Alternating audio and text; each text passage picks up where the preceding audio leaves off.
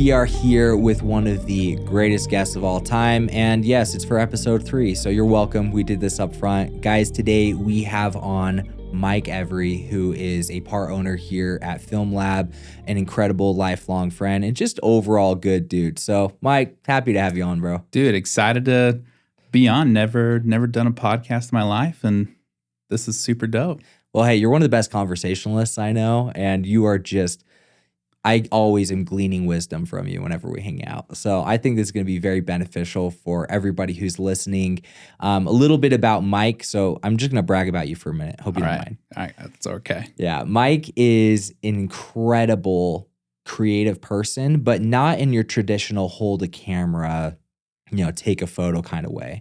Mike, I think what you are best at is you're a creative problem solver. You are somebody who can, like that. Yeah, that's what you are. You are somebody who can see an issue and have a longer term vision and creatively come up with a way to fix it. And you're able to jimmy rig things, you're able to build in processes, structures, whatever, to solve a problem. And that's what you've been doing here at FilmLaab. So really Mike's role, for all who are listening, is he is our VP of operations. But that is a pretty high level title because he initially came on helping with finance, but since has taken over a lot of the sales, supported by me, does a lot of the operations, the systems, making sure this is a nice tight ship that we're running. And then on top of that, you're doing a lot of project management, and I've even been dabbling in producing. So you're doing all the stuff. Yeah. So anyway, guys, I think today you're going to be able to learn a lot from Mike, because what a lot of creatives are missing is structure. And I have really gained a true belief that having structure, having systems, because if you're solving a problem before it happens, because in creativity, we're constantly, when dealing with clients, having the same problems over and over and over. And rarely are we anticipating and thinking ahead and figuring out how do we solve these problems before they actually happen. And that is what you have come in and done for us here at FilmLaab. I think we already had a good start, but you've taken it to a whole new level. And so I think all the creatives and individuals who are entrepreneurs, or entrepreneurial at least, that are listening, this is going to be an episode where you're going to be able to gain a lot from Mike's experiences, from his practical advice, and really as he kind of pulls back the curtain for all the things that we were doing wrong here at FilmLaab. I think it's going to be really big for you guys to be able to listen to this and glean from it. So anyway, man, I'm just happy to have you on. I think it's going to be cool. Well, I appreciate that, Mitch. Feelings 100% mutual. And it's not that you or Jackson did anything wrong. Oh, we did plenty wrong. Yeah, don't say that. It's just frankly, you don't know what you don't know. Right. And I obviously in my career path, like you mentioned, is completely different. I mean, I still don't know what these cameras do that are in front of us. And I'm okay with that. Right. and that's because I also know what I do know and where my strengths lie. And I think you and Jackson really did put some awesome structures and systems and a company. I mean, FilmLaab is coming up on 2 years old right now, and almost there. And we're still here. And you guys did a lot. And obviously, with my background of working for a Fortune 500 company, working for the biggest beauty school in the nation, and then all just the other experiences I've had in life, I obviously view things differently and bring a different skill set and aspect to helping grow a team, lead a team, being a business partner, being able to really, I like to say it's a good book as well, but just you nail it and scale it. Yeah. And I think we've been able to see that over the last year. And I've been here for a year, which is crazy to think. Happy anniversary, sweetie. Yeah. Last month. Can't believe it's August already. But I think, again, it's just been so much fun. And I feel like I've been drinking from a fire hose the last year, especially the last 4, 6, 5 months just coming on full time. And I think this world is so different than what I've been used to. And it's been so much fun. And just being able to work with this team and see what we can do and create is incredible. It is. And I mean, again, yeah, we did pretty good on our own, but you've taken it to a whole new level. And I mean, the entire team values you, and it's gonna be great. So We've taken it to a whole new level. we have Yeah. team effort, that's for sure. And I mean, obviously, our story doesn't just start a year ago when you started coming on part time. I mean, this is like we've known each other forever. Yeah. So it's kind of a funny story. I've known you since you're what, 17? 17. So my wife was your family's like nanny growing up. I know. And Karen was the best, man. Karen, you lucked out. Gosh, dude. I 100% did in every aspect. And shout out to Karen, I love you. And anyway, I just got to know the Thanes, all of them on a personal level first, especially, Mitch and Tal, since we were a little closer in age, and just being able to connect with Tim and Roxanne and Grayson, Afton and Muddy Buddy and just everyone, and Halston, I'll say your real name, but I think that relationship, coming over, hanging out with you guys, and being at pivotal moments of your life, Mitch, of like, should I go on a mission, go to college, and obviously we had stayed close friends through the years, and always made jokes of like, dude, let's work together. Let's do something together. It'd be so fun. And it eventually happened. I am eternally just grateful for the Thane family and just the example, like especially your parents, man, Yeah, just great. like now having 4 kids of my own and just being in a household like that.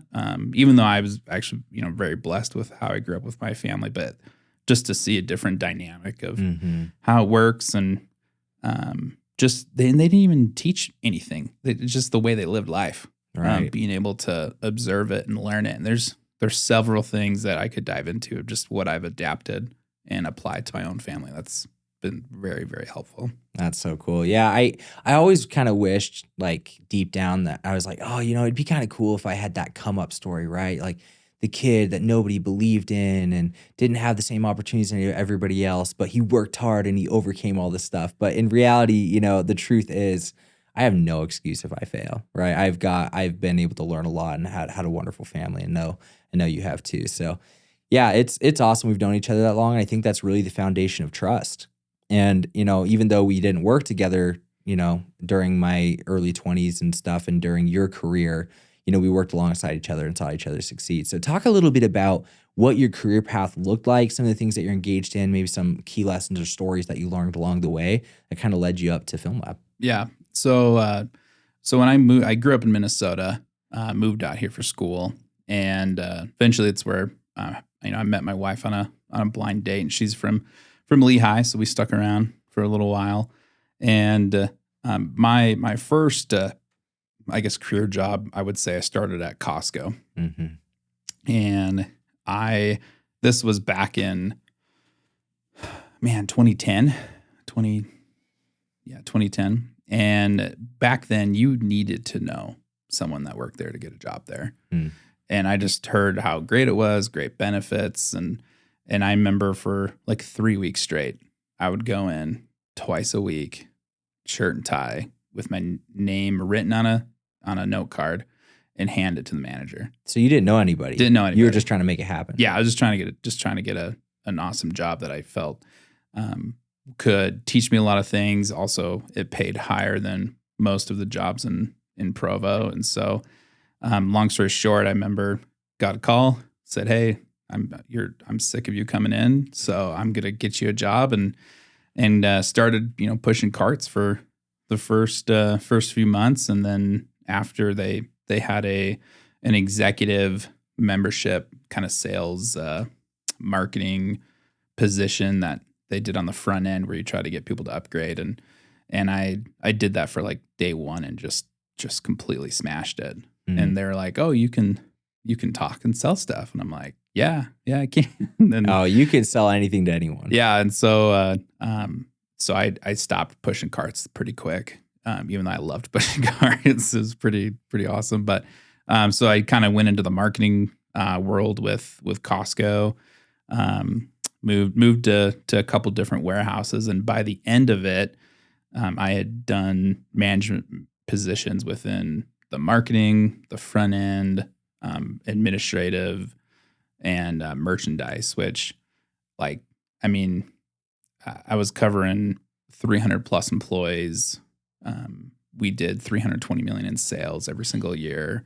Wow. And there's just, we could do a whole podcast about Costco. I could talk this all day. Like this, just the things that they teach and they learn. And I also was extremely blessed just to have some awesome mentors that were my manager, my direct reports, and just and not only just cared for me because I helped grow the company and helped things in the warehouse, but just cared for me as a person, Right. And really helped me make some life choices and guide and direct me to be who I am today. And I'm just super grateful for all of them. And they were the ones that were kind of pushing me out the door when I had the opportunity to join the Paul Mitchell schools. Mm-hmm. And so I worked with Costco for about 7 years, and then worked for the Paul Mitchell schools for about 7 years. And before we move on from the Costco, what would you say were the main, what was like the main lesson or takeaway that you learned while you were there from your mentors or from your experience? yeah, one of the main takeaways I would say is not back then, not many people ever left. Like Costco's employee retention was like less than 5%. Like if you got a job there, you stayed there your whole career. Wow. And so, I mean, I'm working with people that have been with Costco for 15, 20, 25, 30, 35 years.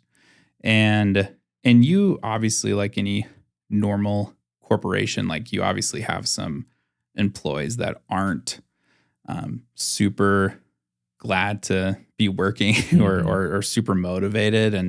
And I remember one story going back to when I was over the marketing department, which also covered refunds.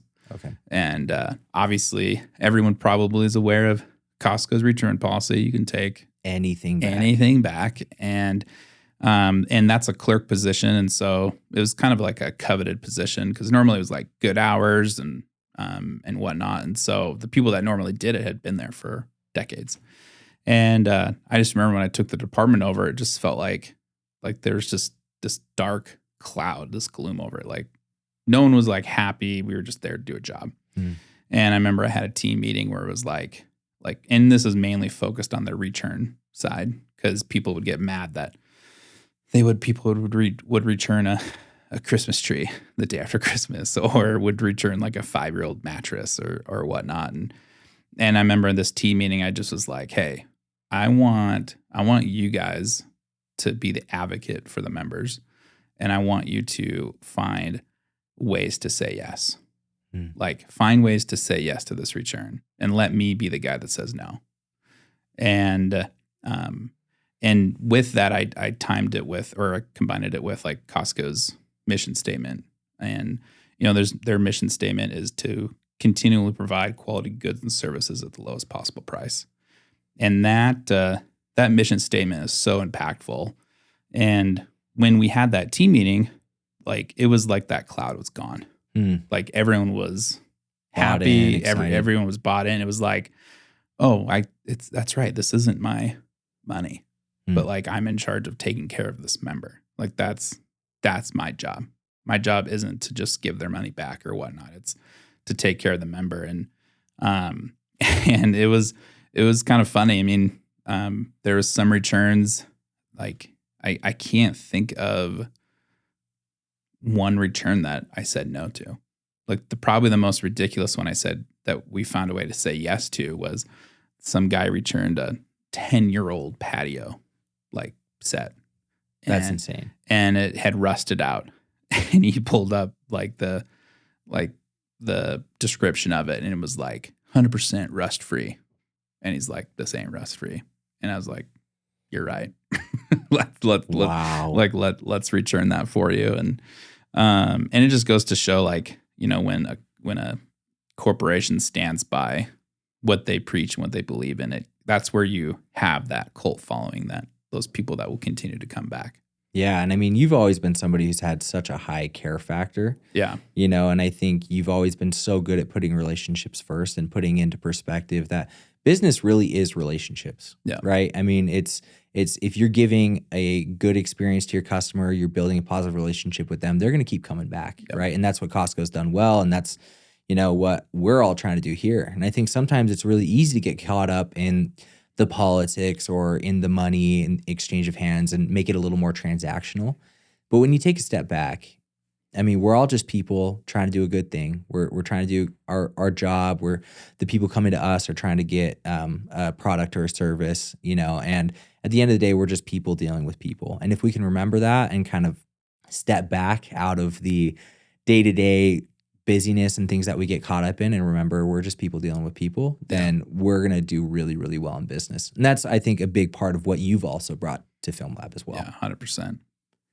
So, I mean, moving on, obviously, your mentors, although you were highly impactful, very high up in the company, when they heard that you were having this really cool opportunity, not only to go work for the Paul Mitchell schools, but to actually have ownership in Paul Mitchell, they actually encouraged you and pushed you out the door and said, hey, you're going to be able to grow. There's not a ceiling with that. Get after it. Yeah. What was that like? Yeah. So my one of my best friends, my entire life growing up in Minnesota, his dad owned a Paul Mitchell school up in Boise, and he had actually reached out to me probably in 2014, offering me a job in kind of like an operations sales role, and I said, no thanks. I enjoy what I'm doing with Costco. And then my best friend Paul, he ended up actually started working there, and then reached. It's actually kind of a funny story, but I with Costco again, like fantastic company, but I was working like 4 a.m. to 6 p.m.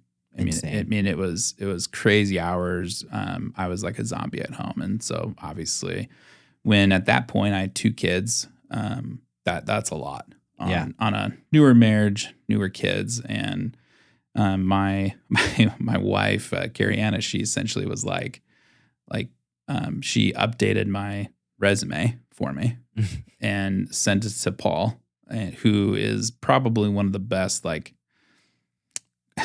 grammar, like just someone that can make a resume look super good and really professional. And you didn't know this was happening. No, This behind your back. Yeah, didn't know this was happening. And Paul, like I said, had recently started working there, and he's like, "Is Mike looking for a new job?"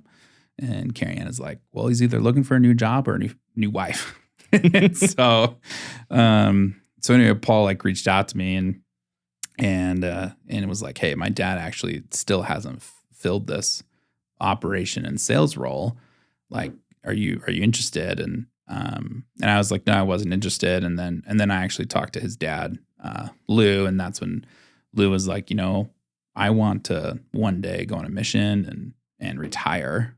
And I know my son Paul is gonna need a business partner to help run this thing." Mm-hmm. And if you came on, I started on as like a regional sales operations role, and was the plan was for him to retire in the next 5 years, and Paul and I kind of take it over and which is a dream scenario. Be able to do that with your best friend. Absolutely. And not only that, Lou was also just a mentor to me, growing up, being in the same ward and whatnot, just the same church.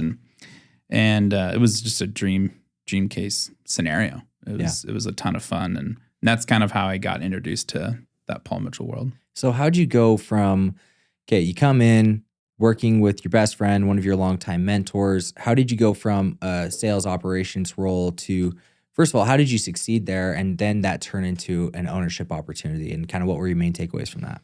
Yeah. So, when I started there, they had 3 campuses and they were still, fairly low enrollment in sales. And when I say sales, it's like kind of the guest service side of the schools. Mm-hmm. So people pay to get a cheap haircut and whatnot.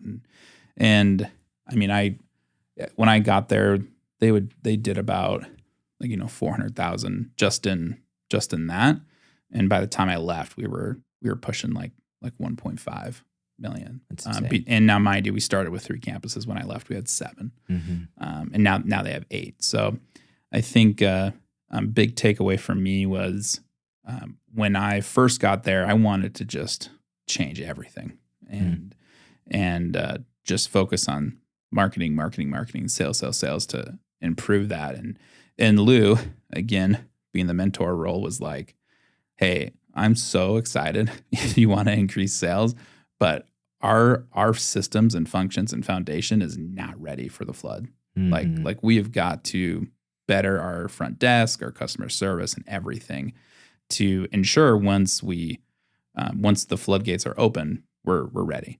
And that was huge for me. And it's also kind of funny because normally, like if someone is like, hey, stop, like don't improve sales, like just keep focusing on the foundations of it. Obviously, like that goes a long way. And so that was one of the main takeaways. But then also just the culture with Paul Mitchell was a completely different dynamic that I've just never worked in my entire life. I mean, the people there are amazing, and because it was a franchise, but like Paul Mitchell Corporate, their mission statement is, when people come first, success will follow. And I truly believe at the end of the day, that's what they all stand for and they all strive for. And that was something that was really impactful for me to just kind of feel that and understand it, and know like any decisions that we made as business partners was at the end of the day the best for the student, the best for our staff. Like, and there was a lot of things that we could have done differently to make us more profitable, but it wouldn't be the right thing, and the right thing for the student or the staff. Yeah. And so that was really one of my biggest takeaways, just the importance again of focusing on that the people. Relationship. Yeah. And I mean, that really has been and is a huge part of your ethos and your purpose and mission in life. I've seen that in every interaction with you, every business interaction. And I think that speaks volumes. And that's why there are so many people who advocate for you as a businessman, as a human. And, because at the end of the day, business is temporary, money's temporary, but relationships are what life is all about. And you're prioritizing that. And I wanted to call back to, I thought the principle that you touched on of Lou basically saying, hey, we need to get our systems and our foundations and everything right. So when the opportunity, when the sales and things happen, we're ready for them. Yeah. And one of my favorite quotes, and it's my favorite quote because it's one of Talmadge's, our podcast producer's favorite quotes, is by Winston Churchill. And I think this is very applicable to creatives, right? Yeah. A lot of times we're all waiting for our big break, right? We're all trying to put work out there and hoping to have this big break and these huge opportunities come. And there's this quote I want to share. So it says, to each there comes in their lifetime a special moment when they are figuratively tapped on the shoulder and offered the chance to do a very special thing, unique to them and fitted to their talents. What a tragedy if that moment finds them unprepared or unqualified for that which could have been their finest hour. And I think, again, a lot of times we're looking for that big break, but we are not, as creatives, as a lot of entrepreneurs, we are not taking the time to think beforehand and actually prepare for when that big break will happen. How are we preparing our sales structure, our systems, our processes so that when those opportunities come, we are ready for them and we will kill it? Because again, if you come and this big opportunity, big break comes and you're not ready for it and you botch it, you just set yourself back, right? And so being thoughtful and considerate about how can I prepare for the worst case scenario? How can I be ready for the best case scenario? And you doing that beforehand, when the opportunity comes, you're ready. And I think that's a really big key point that you talked about, that we haven't always done great at FilmLaab, but I think we're doing a lot better at now. A million times better. I love that quote, man. I could run through a wall right now. that quote is so good. Run through a wall. I have seen you do that This before. is true. Yeah. You can't, I know there's a podcast, you can't see, I'm in a knee brace right now just because of running through a wall for a commercial, which we can clip to that if you watch it on YouTube. Yeah, maybe we'll throw that up so you guys can see Mike bursting through this wall for a production that we did. And we told him, we're like, we got one shot at this, right? Yeah. Like we had the sheetrock, we set it all up, you set it all up. And it was a really thin one. Was it like a quarter inch? Yeah, I got quarter inch. Make it a little easier, and I almost made it too easy. Yeah, I mean, we're like, okay, let's prepare for the scenario. If you fall, which you won't, but if you fall, get up, dust yourself back off, and go. Yeah. And you went through that thing so fast and so hard, you just ate it. Way too fast. I most definitely should have bought some extra sheets and tested it outside or something. But yeah, I was like Kool-Aid Man went way too far through that wall. So it was a killer shot though. 100% worth it. Oh, I love it. Well, yeah, no, Winston Churchill, the guy never misses. So yeah, my time at Paul Mitchell was amazing. And I was there for almost 7 years and lifetime friends, changed my life, learned a ton. Don't regret it one bit. And how you and I got reconnected. I'm so glad this happened. of being able to work again is to prove to, everyone listening on here is the power of, social media and posting all the time. And I remember you posted some kind of finance banking question on your story, just saying, hey, do I got any friends that can help me with this? And I remember I shot you a text or called you. I can't remember, just saying, hey, I can help out.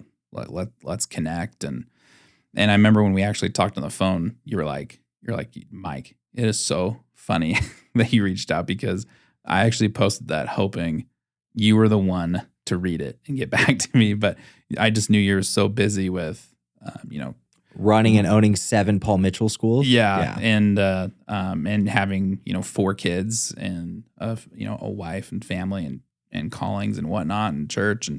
And when we connected, you essentially were, you and Jackson were partners, and FilmLaab was at a stage where it had multiple owners in the very beginning, and then transitioned to really just you and Jackson, and you guys obviously grew the company to what it was, and you just had came to me where it's like, hey, you don't know what you don't know, and you admitted to the fact of it's like, I don't know these aspects of a company. I know a lot of it. You guys were doing a lot of it, but it's like once you get to a certain point, you have to just bring someone on with a different skill set more. Yeah, just to help out. And so I'm just remember you and Jackson were like, hey, can you dive into our QuickBooks and essentially just like do like financial assessment of a FilmLaab? Yeah. And I should interject here and say, because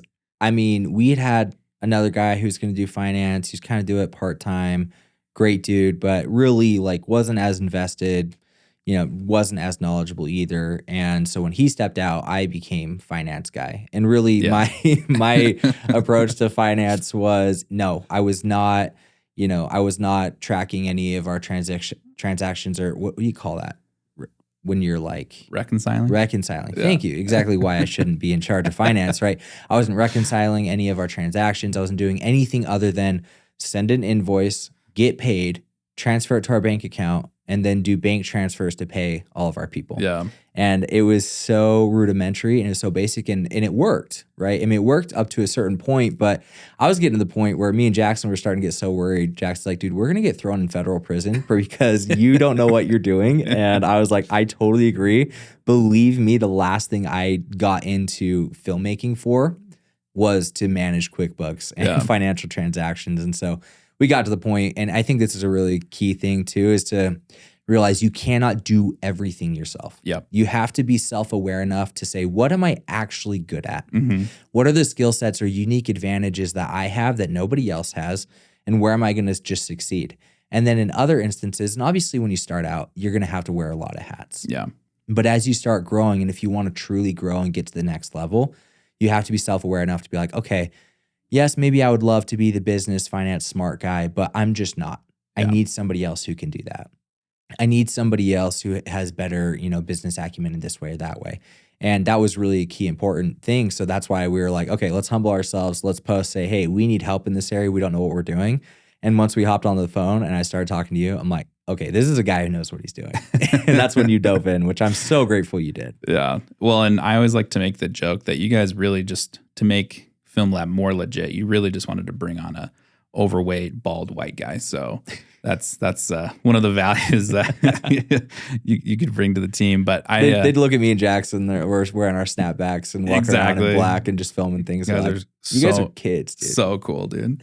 And so with that, you're like, hey, can you put this together? But then also, can you just kind of look at some other aspects of our company and give us some recommendations? Because obviously, again, with my skill set of, between Costco and Paul Mitchell and just other things that I've experienced in my life, I was like, oh yeah, like absolutely, let's do it. And so I remember we were at Moto Studios and kind of shout out, love you guys. Yep, shout out. And it was me, you, and Jackson, and we kind of gave. Did a whole presentation. It's like, hey, this is where you're at. This is where you've been. This is where you will be if you don't change X, Y, and Z. Yep. And obviously, you and Jackson were pretty impressed, and in that moment, you and Jackson were like, "Hey, we want you to come on in some capacity." And so, if we gave you some equity and we all became business partners, like, could you support us? Super part time. Obviously, at this point, I was living up in Idaho and working 50, 60 hours a week already, and working 50, 60 hours a week already, and just kind of help, almost be like a mentor, but like just help with more financial and some ops things so that you and Jackson could focus more on the creative side. And just, I'll never forget what you said of just, you were like, Mike, I need someone I can trust 100% in every aspect of my personal life, but then also just in the company. Have it be your intentions with our finances, just everything. And that meant a lot to me because the feeling's 100% mutual. And so to kind of have to start that business partnership on that type of level, meant a lot to me. And I think it still means a lot. And I think that's also just part of why we've had success, the last, 6-8 months, a lot. We've had success, but it's really ramped up the last 6-8 months. And so with that presentation, after, we kind of agreed, yeah, I'll come on as a business partner. One of my favorite conversations I've ever had with you guys is I asked you if you both were comfortable doing a kind of a role play exercise. Mm-hmm. And you both committed yes, which is great. And then I fired both of you. Yeah, I remember you're literally like, okay, cool. Thanks for agreeing. You're both fired. You're both fired. We're going to start from ground zero because to give context, me and Jackson, we were really totally each other's counterparts in so many ways, right? I mean, we both got into film. We were both freelancers. Many of our experiences and skill sets, there was so much crossover. Yeah. Right. I think Jackson, the key difference between the two of us is Jackson was extremely detail oriented and much more organized. And I was much more high level. I don't want to say visionary thinking because it sounds like self-promotion, but that was kind of the things that I enjoyed.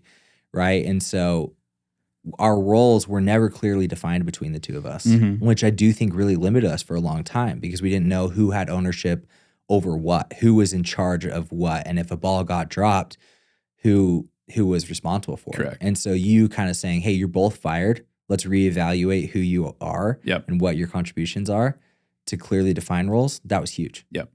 Well, and I went at it from the aspect of what's best for FilmLaab. Because like you just mentioned, if everyone's responsible, no one's responsible. Yep. And that was just something I had noticed just from conversations with you guys of, you guys are both creative, both killing it, but it wasn't super defined of who's holding each other accountable. Yep. Which is why, again, I fired both of you and said there's 2 positions that you guys, well, there's 3 positions. There's the CEO, the COO, and the CFO. And I'm obviously going to be CFO. Right. Neither of us wanted that one. Yeah, no one wanted that one. And I don't even want that one, but that's what I was there for. And then obviously that's when we had some really honest conversations between all 3 of us of just, again, what your skill sets are, what's Jackson's skill sets, and what is best for FilmLaab. And, setting aside the ego. Grow this. Yeah, exactly. No ego aside. It's this is strict business.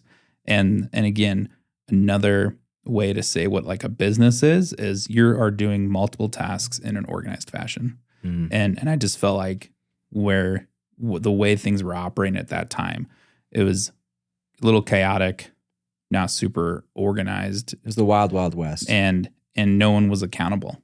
And again, so that's where it was a great, I mean, it was one of the, I think, great conversations, and kudos to just you and Jackson to be humble enough to have this guy come in and just fire you from a company you guys founded, and obviously explain, we will hire you back in 10 seconds, but we got to have some honest conversations. And for you both to admit, you know what? Yeah, Jackson's like, I am the more organized, a little more structured of things. And so I feel I would be best in the COO role. And, Mitch, you're a visionary, you're a dreamer, and you're great with people. And so we've all agreed you'd be best in that CEO role. And it just, for both of you to like not have any hard feelings or like, hey, I want that title or whatnot, even though we don't really use those titles, but it was just I'm CEO of like 5 people. Yeah, but exactly. It's like, it was just more of the structure purpose of like, Right. hey, this is what our roles are. And then once we agreed it, then, the first thing we did was we identified our top 5 responsibilities and then dictated, because at the time, I mean, FilmLaab had what, 4 employees? You, Jackson, Talmadge, Parker? Me, Jackson, Talmadge, Parker, Grayson, Matthias. That's right. Gosh, So Grayson. there sorry. were 6 of Sorry, us. Grayson. Gosh. Yeah. So I mean, we're still, fairly small and still trying to figure things out. But once we figured out the top, then we could figure out the rest below. Right. And that's exactly what we did. That was such an incredible experience. And again, that has been your key role here in so many instances. Again, like you said, we don't know what we don't know. Yeah. And you were able to help us navigate, building out departments, roles and responsibility, accountability, systems, processes, all that stuff, which was incredible. We started seeing a lot of great changes, but that didn't mean we were at the end of our problems. This was during a time, late 2022. There was a lot of stress. Our team was very, very strapped. We weren't very good at holding our clients accountable. We say, oh, you get 2 rounds of revisions, and then we'd be on revision 7 and just completely maxed out and stressed.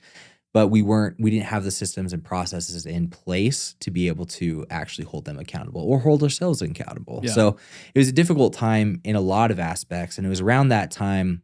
And if you guys heard the first episode of the podcast, that is around the time when Jackson decided he needed to bow out and leave. And so what happened is we had 2 full-time partners. We had you as a super part-time partner.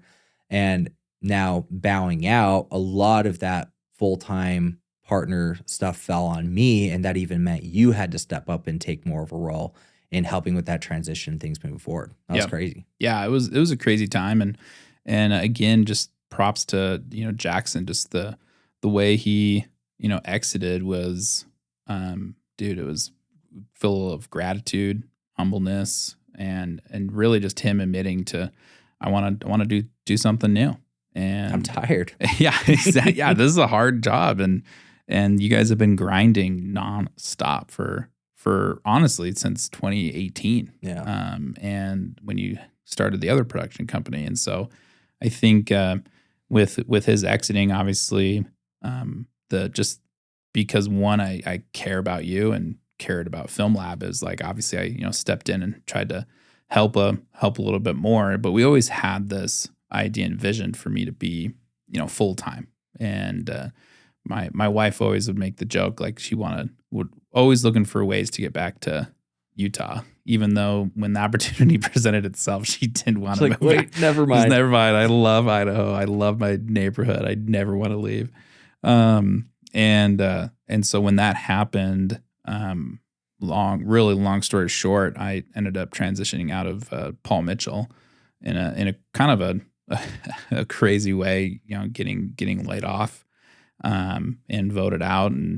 And Which, I mean, you've been a good man about. I'm still a little hurt and bothered by it, but you've been extremely mature and cool about that. Yeah. Well, I've learned a lot in life. Is one of my favorite stories is the Chinese farmer. And just to quickly share what the parable is of the Chinese farmer is there's a dad and son working in a farm, and their horse runs away, and all the townspeople say, "Oh, that's so sad. It's terrible."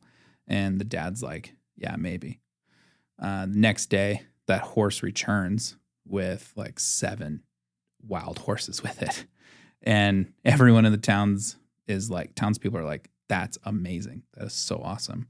And the dad's like, "Yeah, maybe." And then the next day, the son is trying to train one of the new horses, and the horse kicks him and breaks his leg. And all the townspeople say, "Wow, that's terrible."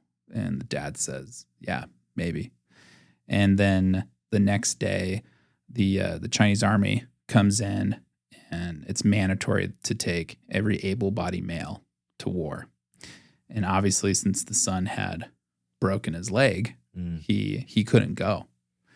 And you never know if something is a negative thing in your life. And there's a lot of aspects of that. I could have been really bitter and really negative and upset. And I've just continued to tell myself, that's I'm not gonna allow someone to dictate how I'm gonna live my life and how I'm gonna act. And also it helps having a great wife as a support, great family for support, Right. And transparently a great therapist to just help you through those little extra things, and then also just probably one of the biggest impacts of just having a great relationship with God and being able to process things and go through it and look at things in a different light. And so, funny enough, though, with this tragic thing that happened, it gave me that opportunity to come to FilmLaab full time. Yeah.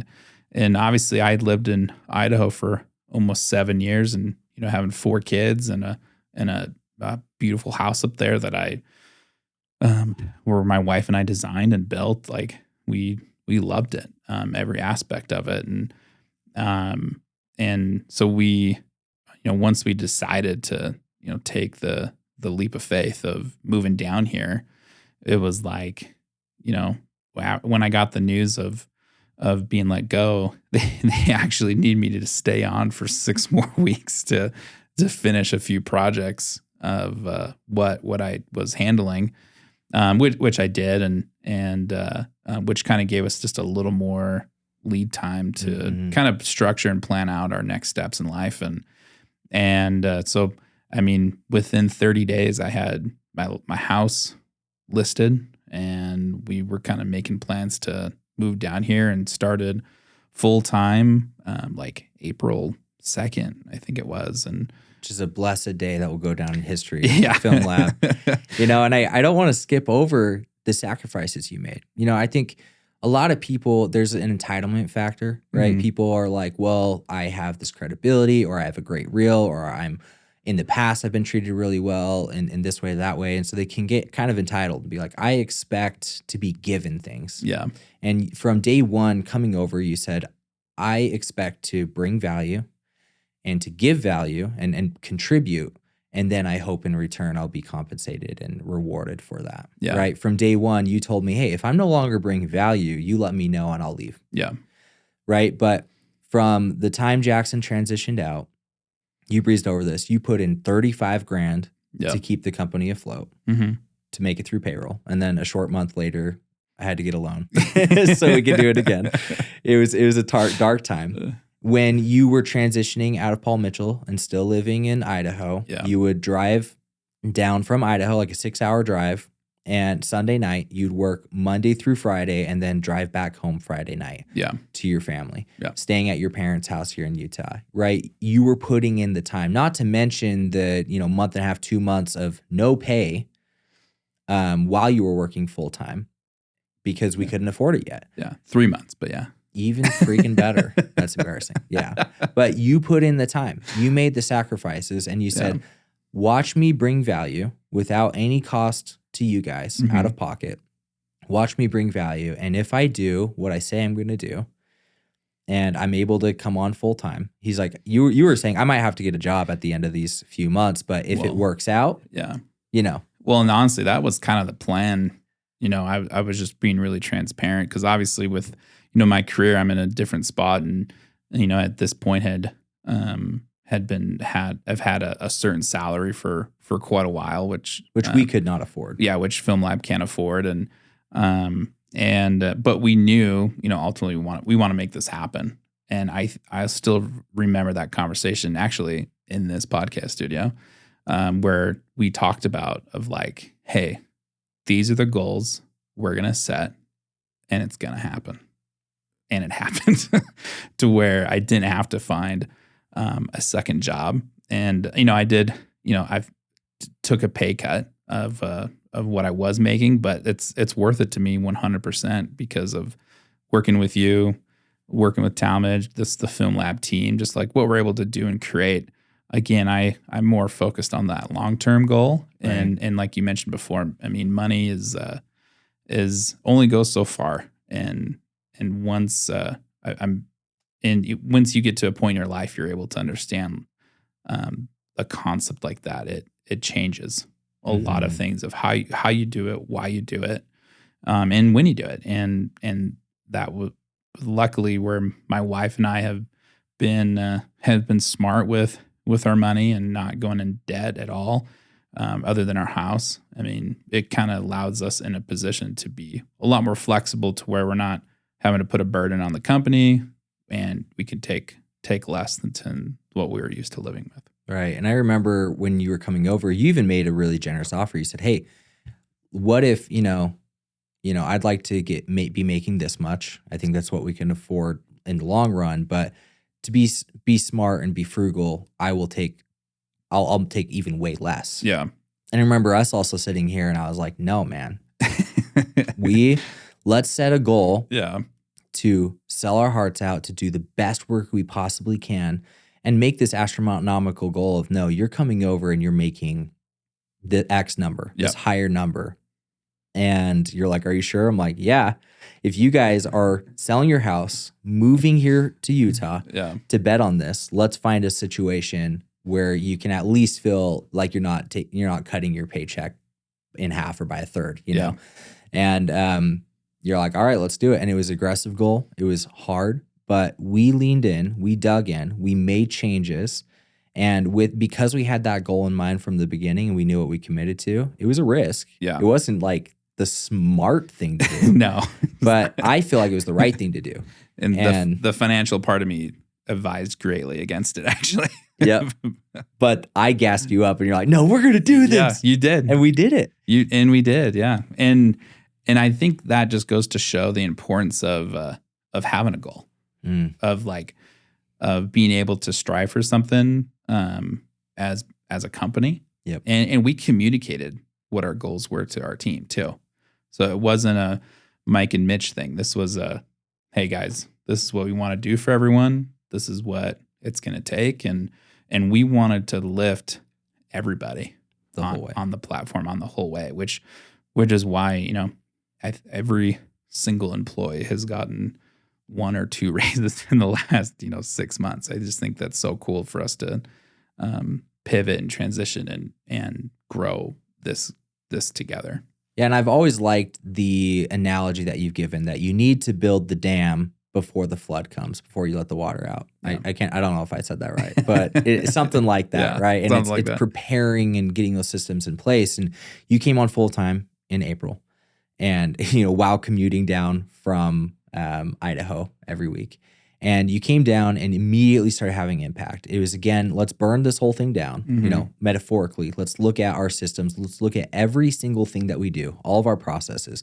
When a client reaches out, how do we respond? Where do we track our projects? Who is responsible for what? What is like the task list that we do for nearly every project? How do we line that out and make sure we never miss a step? Yep. Right? Simple things like that, we laid that all out, and you really focus on those systems for the first, few weeks. It was probably the first 6 weeks. That was really the main focus. Yeah. making sure we were ready. Because little did we know there was going to be something that happened that immediately we needed to be able to lean back on those systems, lean back on those new processes that we had established. At the time, this last May, my wife, Megan, best person in the world, was pregnant, and we were expecting our second kid. He's now here. His name's Rhodes, by the way. Great dude. Great dude. We love him. But she was pregnant, and we weren't really sure when he was going to come because we were doing a natural home birth. We weren't going to induce.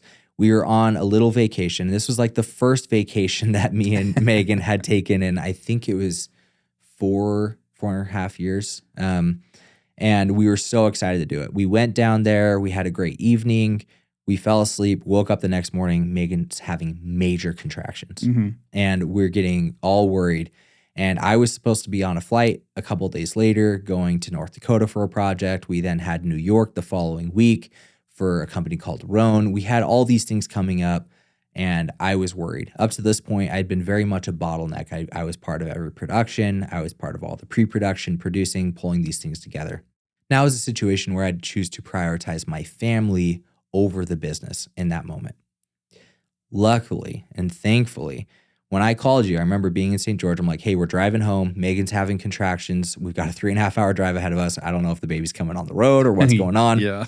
But I know for a fact I can't go to North Dakota. And most likely I can't go to New York. Because if the baby's coming or it takes a little bit longer, it's just not going to work. And you immediately said, no problem. You focus on your family. I've got this. And, mind you, in the back of my head, I'm a little worried. I'm like, hey, Mike has never really been part of a production. He's never really had to do this. But luckily, you were able to lean on the production expertise of Ty, of Parker. Parker, who has known how we do things all the time, right? Has our systems and process for production in place. But you were immediately able to be like, hey, what's our checklist? What are the next steps of what we need to do? And you were able to lean on that and really take over. And so basically, we ended up not having Rhodes for another week, but you guys were able to go take care of those projects. We were able to have our baby, and I was able for the first time in years, even when I worked at Route, I took 4 days off when Megan had Olive. I took more time off here in our own business, in our own company, when we were in much more fragile financial state because of the systems and processes that our team implemented and because of you, which is huge. And it meant the world to me. So I think that really is evidence of you never know what life is going to throw at you. And so you, again, prepare for the worst, hope for the best, and put the processes, build the dam before the flood comes. And that's what you did. And it saved us.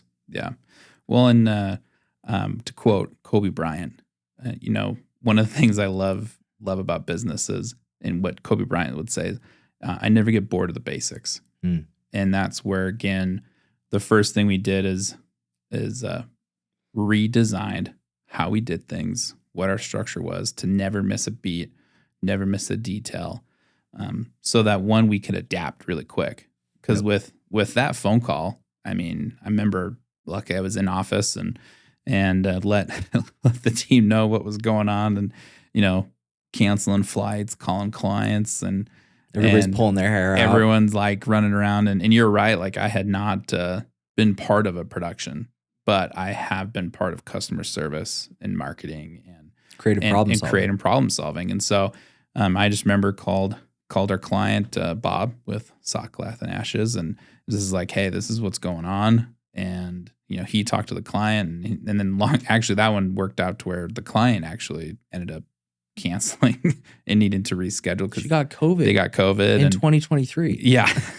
don't know who gets COVID anymore in 2023, but and then calling with Roan, it was first off, never been to New York, so we did a production out there for Roan, and falling on Parker and Ty and Talmadge, we put everything together and went out there and killed it. And it was all hands on deck. All hands on deck. Tal doesn't do productions with us normally. Yeah, you don't, but you guys were there. Yeah, we were there, and we delivered, I think 3 fantastic TV quality commercials, and called in some friends to help out as well, and play some roles and act a little bit, and just kind of putting that together. I would do it 100 times out of 100 times, just because, having 4 kids myself, I've been in those where I remember my last kid, in the hospital,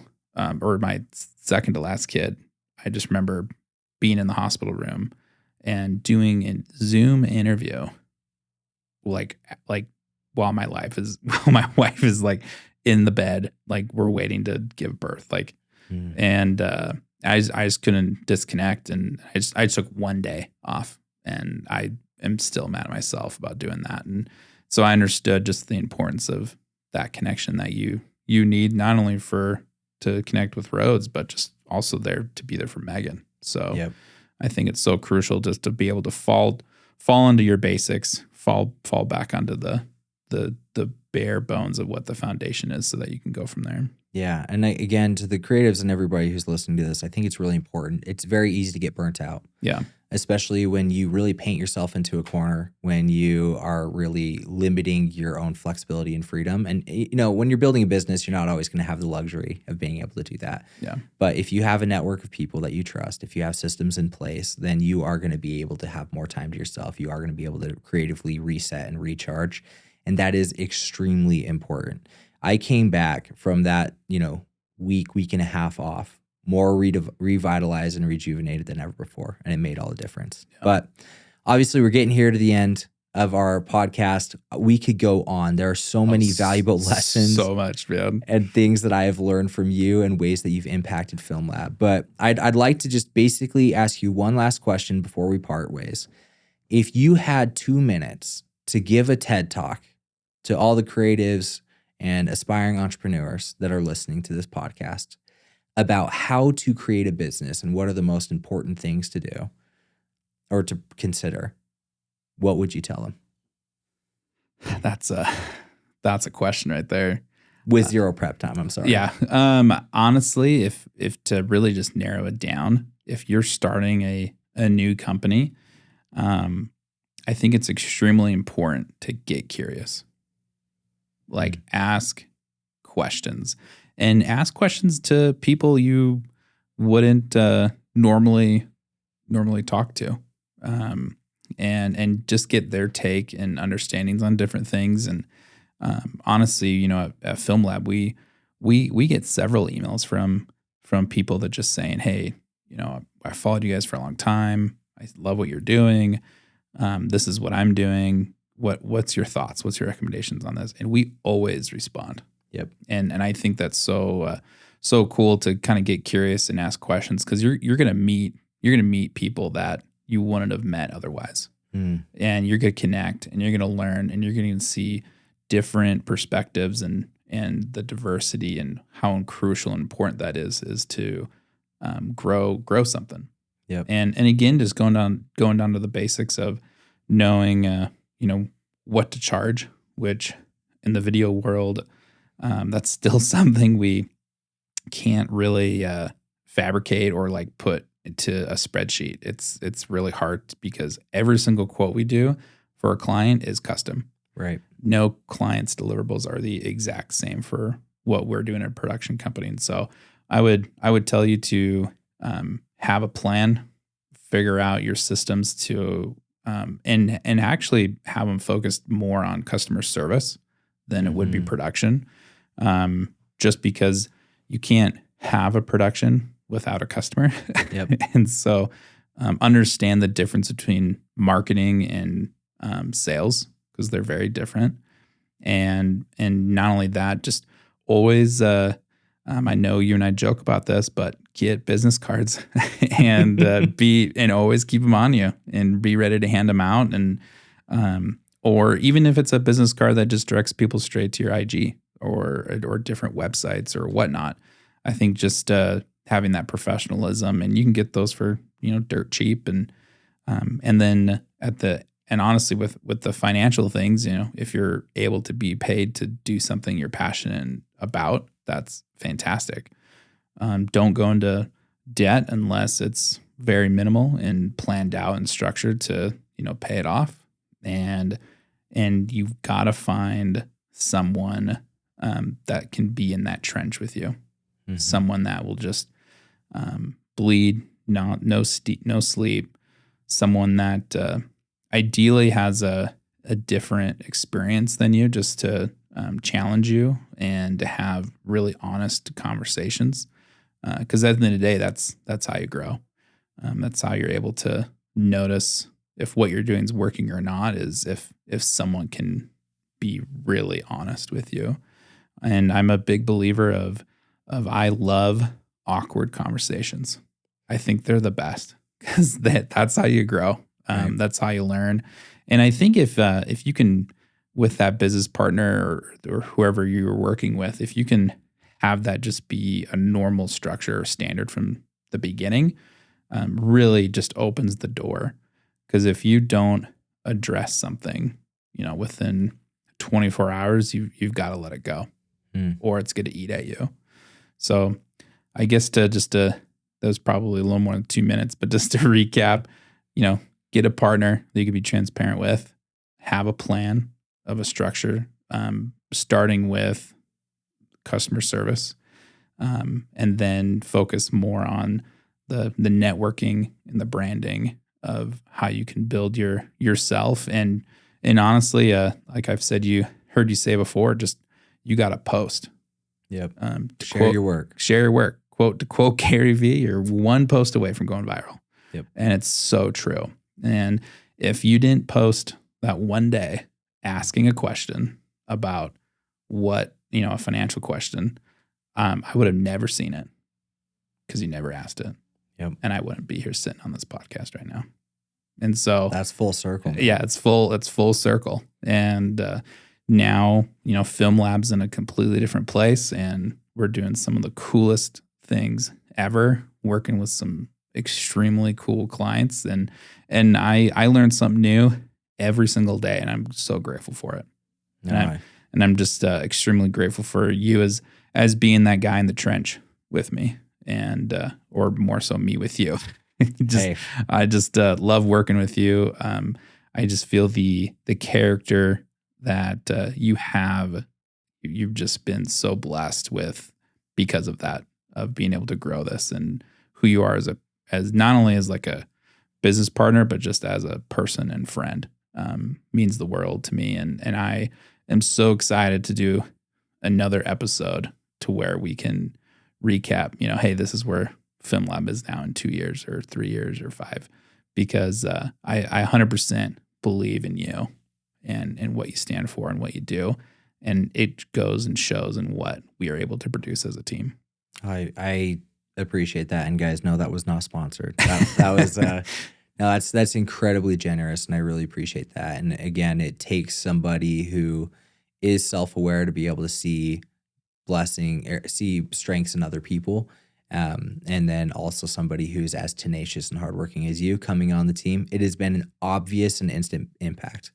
People loved me before, and now you're definitely the favorite here at the company because of how much easier you've made everybody's lives. And what I think you've done well, and this is my last takeaway, is the reason why creating systems and structure and problem solving before problems actually come is you are creating an environment that actually protects and encourages creativity. 100%. Right? If you're not filled with anxiety about where's the money, or what are we going to do here, or what if the client comes back with another question or more revisions or whatever, you already have answers and problems like that solved. When the anxiety is gone, then you are able to feel creative. You're able to feel free. You're able to enjoy what you're doing. And you have brought that to our team. You have made this experience here at FilmLaab night and day, a much better opportunity and experience for everyone. So not only you, but our whole team is top tier. And we're only getting better because of what we've all been able to do together and what you've done. So for those who are listening, again, it is so important for you to actually be intentional about what you're building.